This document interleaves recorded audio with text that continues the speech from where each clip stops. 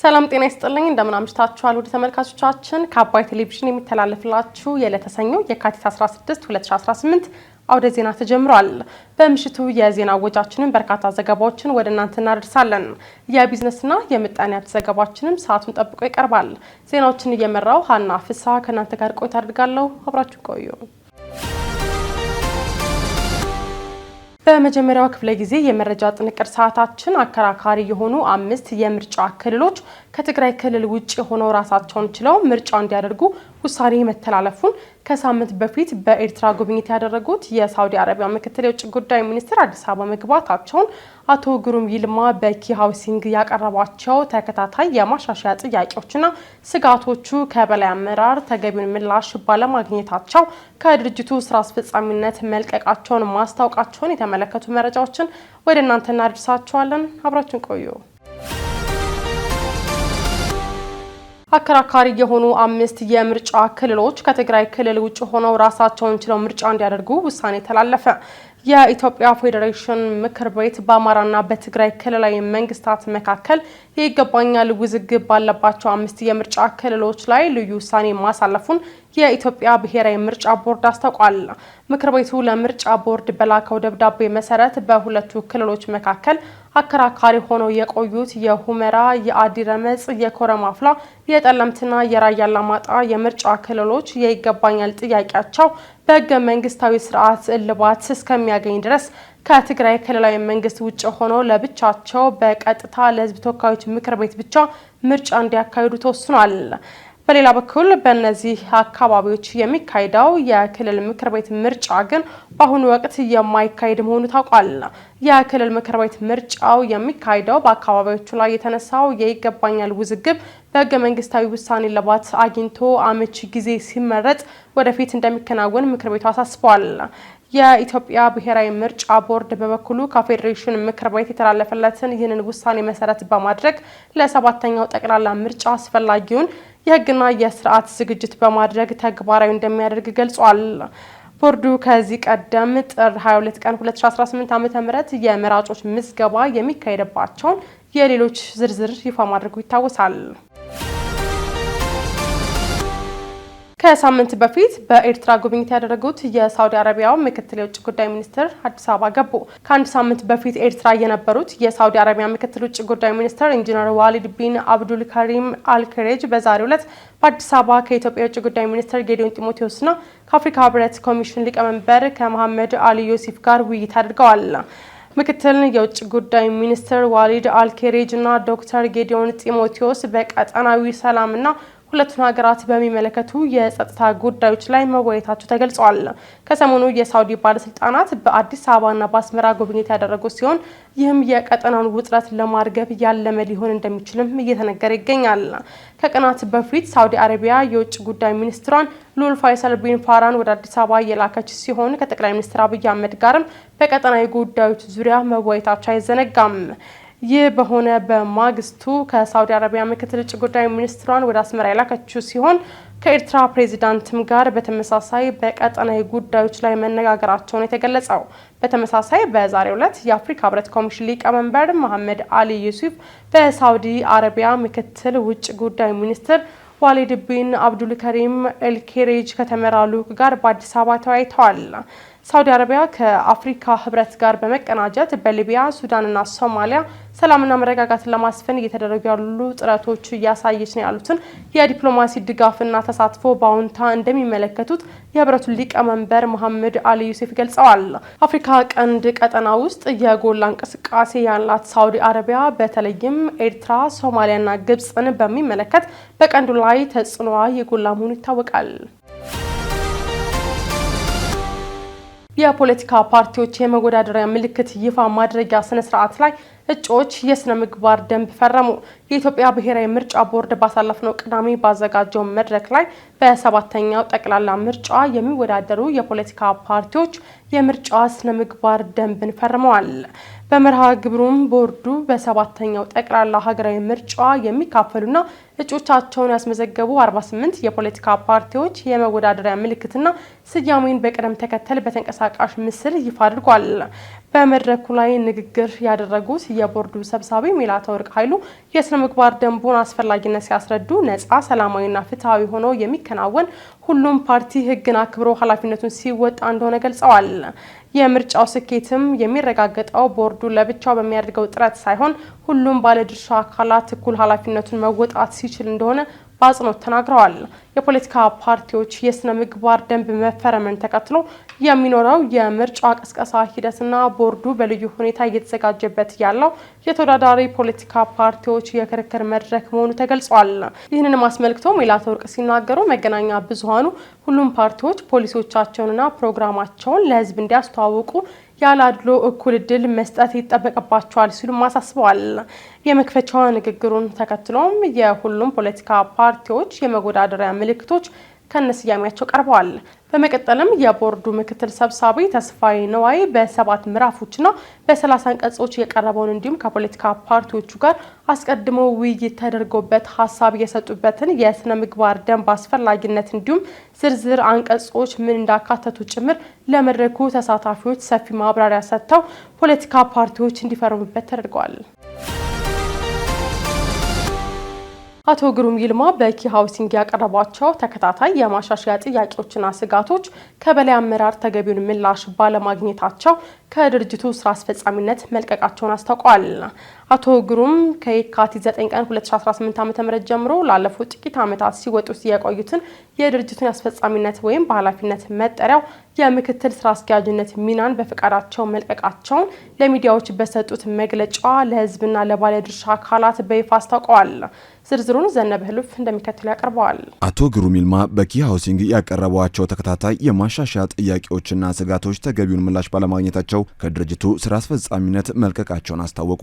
አቶ ግሩም ዛሬ የካቲት 16 ቀን 2018 ዓ.ም ከኪ ሃውሲንግ ፋይናንስ ሶሉሽን ስራ አስፈጻሚነት ስራ በገዛ ፈቃዳቸው መልቀቃቸውን አስመልክቶ ለሚዲያ ይፋዊ መግለጫ ሰጥተዋል።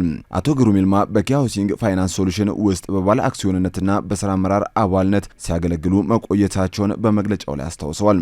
ይሁን እንጂ ከየካቲት 9 ቀን 2018 ዓ.ም ጀምሮ ላለፉት ጥቂት ዓመታት ስወጣው የቆየሁትን የድርጅቱን አስፈጻሚነት ወይም በኃላፊነት መጠሪያው የምክትል ስራ አስኪያጅነት ሚና በፈቃድ መልቀቄን ለሕዝብና ለባለድርሻ አካላት በይፋ አሳውቃለሁ ብለዋል። አቶ ግሩም የቀድሞ የኪ ሃውሲንግ ምክትል ስራ አስኪያጅ ይህንን ውሳኔ ለመወሰን የተገደድኩት በተቋም ውስጥ ሊኖሩ ስለሚገቡ የአሰራር ግልጽነት፣ የፋይናንስ ቁጥጥርና የአባላትን ንብረት ስለመጠበቅ ያቀረብኳቸው ተከታታይ የማሻሻያ ጥያቄዎችና ያነሳዋቸው መሰረታዊ ስጋቶች ተገቢውን ምላሽ ባለማግኘታቸው እንደሆነ ይፋ ማድረግ እፈልጋለሁ ብለዋል።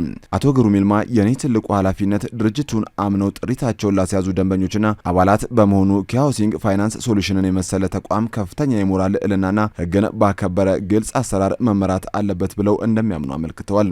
በተለይም ከድርጅቱ ምስረታ አንስቶ እስከ እጣ ማውጣትና የቤት ቁልፍ እስከ ማስረከብ ድረስ በነበሩ ሂደቶች ሁሉ ከደንበኞች ጋር በአካል የመገናኘትና የድርጅቱን ዓላማ በስብሰባዎች የማስረዳት እድል በማግኘቴ የደንበኞች እምነትና ቅቡልነት መውሰድ ችያለሁ ሲሉም በመግለጫው ላይ ጠቅሰዋል። አቶ ግሩም ድርጅቱን በሚመለከት ባደረኳቸው በሚዲያ የተላለፉም ሆነ ያልተላለፉ ንግግሮች ለደንበኞች ቃሌን እንደምጠብቅና የእነሱን መብት አደጋ ላይ በሚጥሉ ጉዳዮች ላይ እንደማልደራደር ስገልጽ ነበር ያሉ ሲሆን የድርጅቱ መሰረታዊ ግድፈቶች እንዲታረሙ ለበላይ አመራር ያቀረቡት ማሳሰቢያ ባለመተግበሩ የመጨረሻ ውሳኔ ላይ መድረሳቸውን ገልጸዋል። የመጨረሻ ውሳኔ ከመወሰኔ በፊት ተቋሙ ሊያረማቸው የሚገቡ መሰረታዊ ግድፈቶችን በዝርዝር በመጥቀስ ለቦርዱና ለማኔጅመንቱ ማሳሰቢያዎች አቅርቤ ነበር ያሉት አቶ ግሩም በተለይም በአባላት መዋጮ የተገኘ ንብረት ለድርጅቱ የብድር ዋስትና ወይም ኮላተራል ተደርጎ እንዳይወሰድ በግልጽ በመቃወም የአባላትን የባለቤትነት መብት ለማስከበር ጥረት ማድረጋቸውን ጠቅሰዋል። አቶ ግሩም ከኃላፊነቴ መልቀቅ የተገደድኩባቸው ምክንያቶች እኔ በኃላፊነት ላይ ባልኖርም ሊስተካከሉና እርምት ሊወሰድባቸው የሚገቡ ናቸው ሲሉ አሳስበዋል። ከስራ አስፈጻሚነት ብለቅም እንኳን እንደ ድርጅቱ ባለቤት 20 በመቶ ባለ አክሲዮን የአባላትን መብትን ለማስከበር ሕግ የሰጠኝን መብት በሙሉ መጠቀም እቀጥላለሁ ያሉት አቶ ግሩም የኪ ሃውሲንግ ፋይናንስ ሶሉሽን የውሳኔ ስልጣን በቦርድ ሰብሳቢው አቶ ናደው ጌታውንና በዋና ስራ አስፈጻሚዋ ወይዘሮ ሰላማዊት ግርማ እጅ እንደሚገኝም አጽንኦት ሰጥተዋል። ለኪ ሃውሲንግ መልካሙን በመመኘት ተስፋቸውን የገለጹት አቶ ግሩም እኔ ሁሌም ቢሆን የአባላቱ መብትና የሕግ የበላይነት እንዲከበር ባለኝ አቋም ላይ እጸናለሁ ሲሉ መግለጫቸውን ቋጭተዋል። የተወደዳችሁ ተመልካቾቻችን እየተከታተላችሁት ያላችሁት ከአባይ ቴሌቪዥን የአውደ ዜና የመረጃ ሰዓታችን አሁንም እንደቀጠለ ነው። ወደ ሁለተኛው ዙር ጥንቅራችን ስናልፍ ደግሞ ከሶማሌ ጫፍ እስከ ምጽዋ ጫፍ በባህር ላይ የሚያጋጥሙ ሽብሮችን ለማስቀረትና ልማትን በቀጠናው ለማረጋገጥ እንሰራለን ሲሉ ጠቅላይ ሚኒስትር አብይ አህመድ መግለጻቸውን ሀጂ ለማድረግ የተመዘገቡ ኢትዮጵያዊ ዲያስፖራዎች በጥቂት ቀናት ውስጥ ኦሪጂናል ሰነዳቸውን እንዲያቀርቡ ማሳሰቢያ መሰጠቱን ጨምሮ ሌሎች ዜናዎችን ቴዎድሮስ አይቼው እንደሚከተል ያቀርባቸዋል። ከሶማሌ ጫፍ እስከ ምጽዋ ጫፍ በባህር ላይ የሚያጋጥሙ ሽብሮችን ለማስቀረትና ልማትን በቀጠናው ለማረጋገጥ እንሰራለን ሲሉ ጠቅላይ ሚኒስትር አብይ አህመድ ገለጹ። የመከላከያ ሰራዊት የልዩ ዘመቻዎች እዝ 65ኛ ዓመት የምስረታ በዓል ትናንት እሁድ የካቲት 15 ቀን 2018 ዓ.ም በሐዋሳ ከተማ ጠቅላይ ሚኒስትር አብይ አህመድ የጦር ኃይሎች ጠቅላይ ኢታማጆር ሹም ፊልድ ማርሻል ብርሃኑ ጁላን ጨምሮ ከፍተኛ የመንግስት ኃላፊዎች በተገኙበት በተለያዩ ዝግጅቶች ተከብሯል። በዚህ ወቅት ጠቅላይ ሚኒስትር አብይ አህመድ እንደገለጹት ከኢትዮጵያ ባለፈ የቀጠናውንና የአፍሪካን ሰላም ዛሬም እንደ ትናንቱ የሚያስከብር አስተማማኝ ኤሊት ፎርስ ተገንብቷል ብለዋል።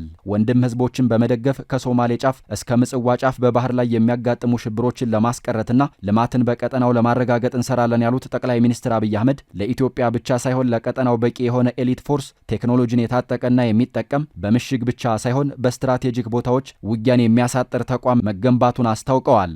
የኛ ዝግጅት በድፍን አፍሪካ ሰላም ለማረጋገጥ በድፍን አፍሪካ ብልጽግናን ለማረጋገጥ በቀጠናችን ላሉ ሀገራት አለኝታ መከታ ጋሻ ለመሆን ነው።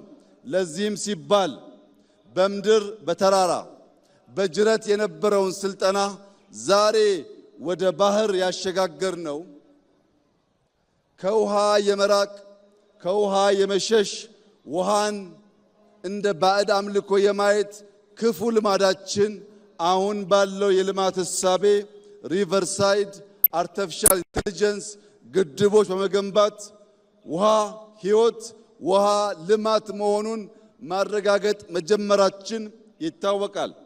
በዚህ ብቻ ሳያበቃ ከሶማሌ ጫፍ እስከ ምጽዋ ጫፍ በባህር የሚያጋጥሙ ሽብሮችን ወንድም ህዝቦችን ደግፈን ሽብርን ለማስቀረትና ልማት ብልጽግናን በቀጠናችን ለማረጋገጥ ለኢትዮጵያ ብቻ ሳይሆን ለቀጠናው በቂ የሆነ ኤሊት ፎርስ ቴክኖሎጂ የታጠቀ ቴክኖሎጂ የሚጠቀም በድሮን ሪኮነሰንስ የሚያደርግ በካሚካዚ ምሽግ የሚያፈርስ በምሽግ ብቻ ሳይሆን በስትራቴጂክ ቦታዎች በሰላም ወረዳዎች ውጊያን የሚያጧጥፍና የሚያሳጥር ተቋም ኢትዮጵያ ስለገነባች ድፍን የምስራቅ አፍሪካ ሀገራት ድፍን የአፍሪካ ሀገራት እንኳን ደስ ያላችሁ እንኳን ደስ ያለንላችሁ ፈልጋለሁ። የጦር ኃይሎች ጠቅላይ ኢታማጆር ሹም ፊልድ ማርሻል ብርሃኑ ጁላ በበኩላቸው የሀገሩን ክብርና ዳር ድንበር ለማስከበር ለየትኛውም ግዳጅ ዝግጁ የሆነ ጀግናና ጠንካራ ሰራዊት ገንብተናል ብለዋል። ፊልድ ማርሻል ብርሃኑ ጁላ አክለውም በተለያዩ ፈተናዎች ውስጥ ሆነን የተቀመጠውን አቅጣጫ ለማሳካት በመስራት የሰራዊት ግንባታ ተልዕኮ ለማሳካት በብዛት በጥራትና በአደረጃጀት በአይነት በቴክኖሎጂ በመከላከያ ኢንዱስትሪ ልማትና በመሰረተ ልማት ሁለገብ የሆነ አስተማማኝ የሀገር መከላከያ ሰራዊት ገንብተናል ብለዋል። ያልተዘጋጀ ይልቁንስ ፈርሶ የነበረ ሰራዊት ሕይወት እንዲዘራ በማድረግ እዚህ ደረጃ መድረሳችን ፈጣሪ እኛን ተጠቅሞ የሰራው ስራ እንጂ የሚቻል ነገር ነበረ ለማለት በታሪክ ሰምቼ አላውቅም። ከጦርነቱ በኋላም የኢትዮጵያ ፌዴራላዊ ዴሞክራሲያዊ ሪፐብሊክ መንግስት ጠቅላይ ሚኒስትር እና የጦር ኃይሎች ጠቅላይ አዛዥ ክቡር ዶክተር አብይ አህመድ ያስቀምጡትን አቅጣጫና ራዕይ ለማሳካት 7/24 ሰዓት በመስራት የሰራዊት ግንባታ ተልዕኮ ለማሳካት በብዛት በጥራት በአደረጃጀት በአይነት በቴክኖሎጂ በመከላከያ ኢንዱስትሪ ልማትና በመሰረተ ልማት ሁለገብ የሆነ አስተማማኝ የሀገር መከላከያ ሰራዊት ገንብተናል። የማንንዳባ አቡነ ያሳይ መድኃኔዓለም አንድነት ገዳም ለመስራት ያሰበውን ህንፃ ቤተክርስቲያን ጨምሮ ፍኖተ ካርታውን ይፋ አደረገም። ከኢትዮጵያ ጥንታዊ ገዳማት አንዱ መሆኑ የሚነገረው በማዕከላዊ ጎንደር ሀገረ ስብከት የሚገኘው የማንንዳባ አቡነ ያሳይ መድኃኔዓለም አንድነት ገዳም ሊሰራ ያሰበውን ህንፃ ቤተክርስቲያን ጨምሮ ፍኖተ ካርታ ወይም መሪ ዕቅዱን ቅዳሜ የካቲት 14 ቀን 2018 ዓ.ም በአዲስ አበባ ሊቃነ ጳጳሳት በተገኙበት የህንፃ አሰሪ ኮሚቴው በሰጠው መግለጫ ይፋ አድርጓል።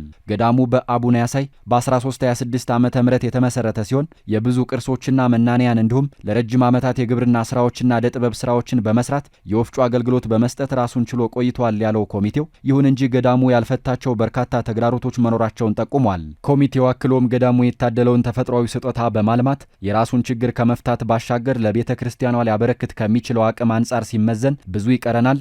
በመሆኑም የላቀ የመንፈሳዊና ኢኮኖሚያዊ ልማት ለማከናወን የረጅም ጊዜ ፍኖተ ካርታ ተዘጋጅቶ ወደ ስራ ገብቷል ብሏል። የገዳሙ ህንፃ አሰሪ ኮሚቴ በመግለጫው ዘመናዊ የአብነት ትምህርት ቤቶችን መገንባት፣ ከፍተኛ ክሊኒክ መክፈት፣ ደረጃውን የጠበቀ እስከ ሁለተኛ ደረጃ የሚደርስ ትምህርት ቤት መገንባት፣ የገዳሙን በረሃማነት በመቀነስ በአረንጓዴ ዛፎች መሸፈን፣ የጸሎት ስፍራ እንዲሁም ጠቅላላ የገዳማዊ ልማት ስልጠና የሚሰጥበት ማዕከል መክፈት የሚሉት በፍኖተ ካርታው የተካተቱ ፕሮጀክቶች መሆናቸውን አስታውቋል። የታላቅ ገዳም በመነኮሳቱ ብርቱ ጥረት የግብርና ስራዎችንና ዕደ ጥበብ ስራ በመስራት የወፍጮ አገልግሎት በመስጠት ራሱን ችሎ ቆይቷል። ይሁን እንጂ ገዳሙ ያለፈባቸው በርካታ ተግዳሮቶች አሉ። የታደለውን ተፈጥሯዊ ስጦታ በማልማት የራሱን ችግሮች ከመፍታት ባሻገር ለቅድስት ቤተ ክርስቲያን ሊያበረክት ከሚችለው አቅም አንጻር ሲመዘን እጅግ ብዙ ይቀረዋል። በመሆኑም የላቀ የመንፈሳዊና ኢኮኖሚያዊ ልማት ለማከናወን የረጅም ጊዜ ፍኖተ ካርታ ተዘጋጅቷል፣ ወደ ስራም ተገብቷል። የመናንያንን ሕይወት ከፈተና ለመጠበቅ እና ትኩረታቸውን ጸሎት ላይ እንዲያደርጉ የሚያስችሉ ዘመን ተሻጋሪ በዓቶች እንደ ገዳሙ ስርዓትና ትውፊት ይታነጻሉ።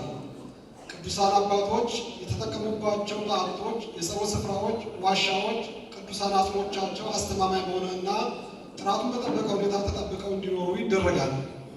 በደሴቶችና በአካባቢው የነበሩ አሁን ግን የጠፉ አብያተ ክርስቲያናትን እና ገዳማትን መልሶ በመገንባት ወደ ቀድሞ ክብራቸው መመለስ ያስፈልጋል። የገዳሙን በረሃማነት ለመቀነስ ለባሕታውያን ተመስጦ አመቺ ለማድረግ የገዳሙን ክልል በአረንጓዴ ዛፎች መሸፈንና የሐይቅ ዳርቻዎችን በማልማት ቦታውን ከጉዳት መታደግ ይኖርብናል።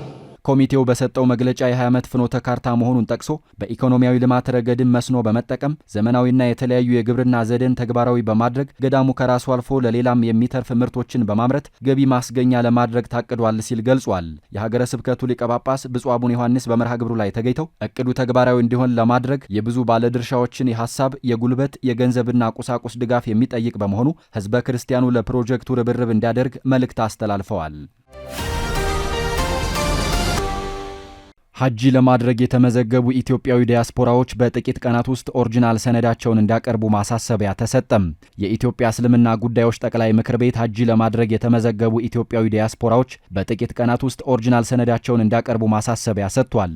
ምክር ቤቱ ዛሬ በማህበራዊ የትስስር ገጹ ባወጣው መረጃ የዲያስፖራ ማህበረሰብ አባላት በኢትዮጵያ በኩል ሐጂ ለማድረግ ያላቸውን ፍላጎት መነሻ በማድረግ ከሳውዲ አረቢያ ሐጂ ሚኒስትር ጋር በተደረሰው ስምምነት መሰረት ለ1447 2018 ሐጂ ምዝገባ ማከናወኑን አስታውቋል። ይህንን ተከትሎም በርካታ ትውልደ ኢትዮጵያዊ ዲያስፖራዎች መመዝገባቸውን ምክር ቤቱ ጠቁሟል። ሐጂ ለማድረግ የተመዘገቡ ኢትዮጵያዊ ዲያስፖራዎች ኦሪጂናል ፓስፖርትና ቢጫ ካርዳቸውን እስከ ረመዳን 5 እንዲያቀርቡ ጠቅላይ ምክር ቤቱ ያቀረበውን ጥሪ ተከትሎም ብዙዎቹ ኦሪጂናል ሰነዳቸውን እንዳቀረቡ ገልጿል። የተወሰኑት ግን እስካሁን ድረስ ኦሪጂናል ፓስፖርትና ቢጫ ካርዳቸውን አላቀረቡም ያለው ምክር ቤቱ በጥቂት ቀናት ውስጥ ኦሪጂናል ሰነዳቸውን እንዲያቀርቡ ለመጨረሻ ጊዜ ጥሪ አቅርቧል። ጠቅላይ ምክር ቤቱ አክሎም ኦሪጂናል ሰነዳቸውን ሳያቀርቡ ለቀሩ ኢትዮጵያዊ ዲያስፖራዎች ለሚደርስባቸው መስተጓጎል ኃላፊነቱን እንደማይወስድ በጥብቅ አሳስቧል። በፍሎሪዳ በሚገኘው የትራምፕ መኖሪያ ቤት መሳሪያ ይዞ ገብቷል የተባለ ግለሰብ መገደሉ ተዘገበ። አንድ የታጠቀ ግለሰብ በፍሎሪዳ ወደሚገኘው የአሜሪካ ፕሬዝዳንት ዶናልድ ትራምፕ በማራ-አላጎ መኖሪያ ቤት ከገባ በኋላ በጥይት ተመቶ መሞቱን የሀገሪቱ የደህንነት መስሪያ ቤት አስታውቋል። ባለስልጣናቱ ግለሰቡ በደህንነት አባላት እንዲቆም ተደርጎ ሲተኮስበት ሽጉጥና የነዳጅ ቆርቆሮ ይዞ ነበር ተብሏል። ጉዳዩ የተከሰተው እሁድ ማለዳ ሲሆን ፕሬዝዳንት ትራምፕ በዋሽንግተን ዲሲ ነበሩ ተብሏል። የቢቢሲ የአሜሪካ አጋር የሆነው ሲቢኤስ ተጠርጣሪው ግለሰብ ኦስቲን ቲን ማርቲን የሚባል መሆኑንና በሰሜን ካሮላይና በምትገኝ ካሜሮን መወለዱ ተዘግቧል። በሰሜን ካሮላይና የሚኖሩ ቤተሰቦቹ እሁድ ጧት ላይ እንደጠፋ ለፖሊስ አስታውቀው እንደነበረ የሙር ካውንቲ ፖሊስ ለቢቢሲ ገልጿል። የጠፉ ሰዎች መረጃ ከዚያን ጊዜ ጀምሮ ለፌዴራል ባለስልጣናት ተላልፎ መሰጠቱን ፖሊስ አስታውቋል። ፖሊስ ማርቲንን በተመለከተ ከዚህ በፊት ምንም አይነት መረጃ እንዳልነበረው የገለጸ ሲሆን በፍሎሪዳ እየተካሄደ ባለው ምርመራ ውስጥም እንዳልተሳተፈ አስታውቋል። ባለስልጣናት ሽጉጡን ከኖርዝ ካሮላይና ወደ ፍሎሪዳ በሚመጣበት ወቅት ገዝቶት እንደሆነ እያጣራ መሆኑን ሲቢኤስ ዘግቧል። ከአባይ ቴሌቪዥን የሚተላለፍላችሁ የምሽት ዘገቦቻችን አሁንም እንደቀጠሉ ናቸው። ውድ ተመልካቾቻችን፣ አሁን ደግሞ የቢዝነስና ምጣኔ ሀብት ጉዳዮች የሚቀርቡበት ሰዓት ላይ ደርሰናል። መረጃዎቹን ዘርፋይል ሀብታሙ እንደሚከተል ያቀርባቸዋል። የክልሎች የጋራ ገቢ ድርሻ ከ4.2 ቢሊዮን ብር ወደ 91.73 ቢሊዮን ብር ከፍ ማለቱ ተገለጸ።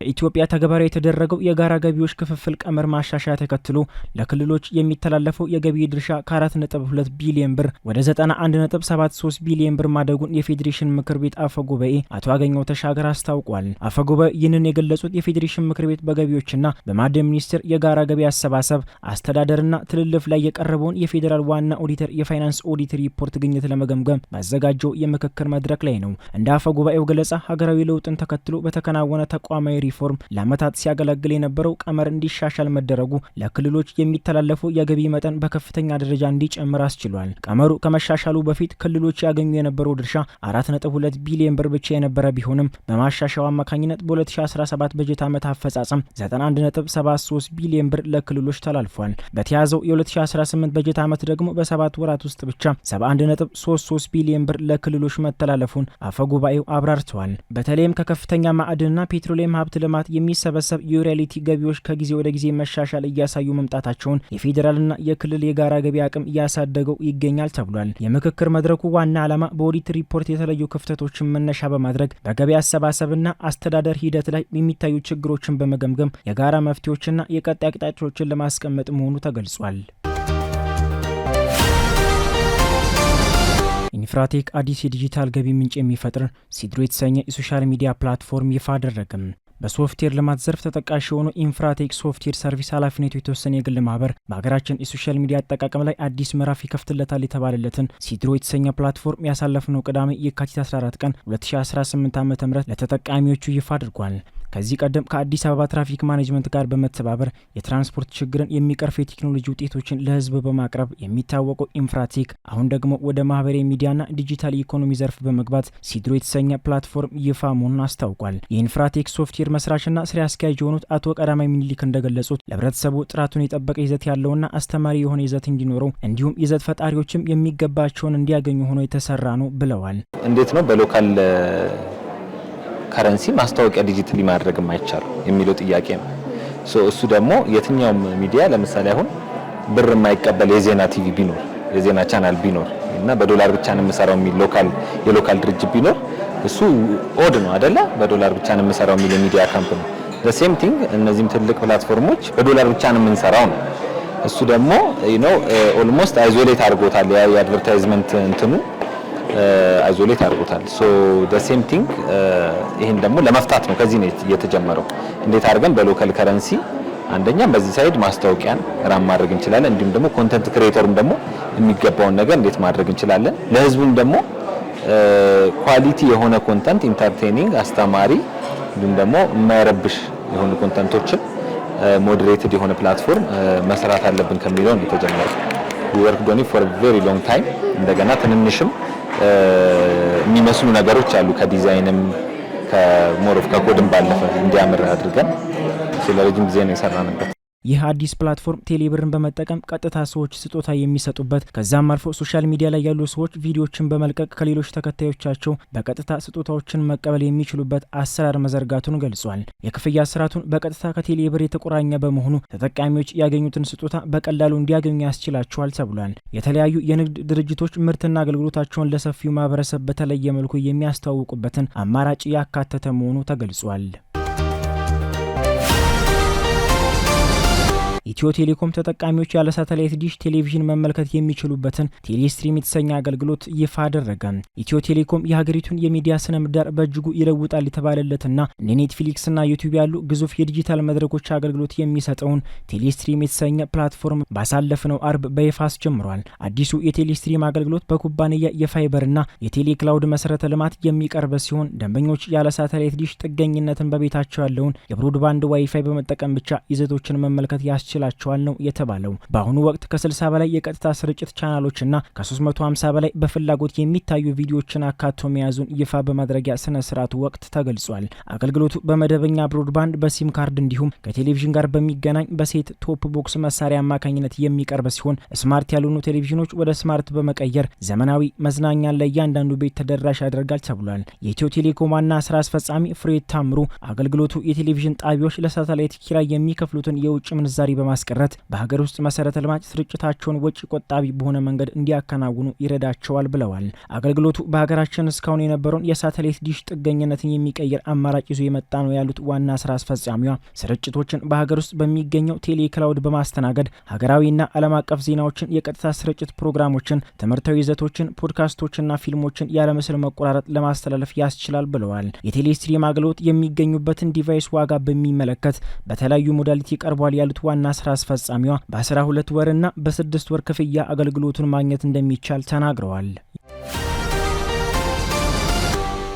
ስትከታተሉት የነበረው የለተሰኞ የካቲት 16 ቀን 2018 ዓ.ም ከአባይ ቴሌቪዥን የአውደ ዜና የመረጃ ጥንቅራችን ይህንን ይመስል ነበር። አብራችሁን ስለነበራችሁ ከልብ እያመሰገን በያላችሁበት መልካም ምሽት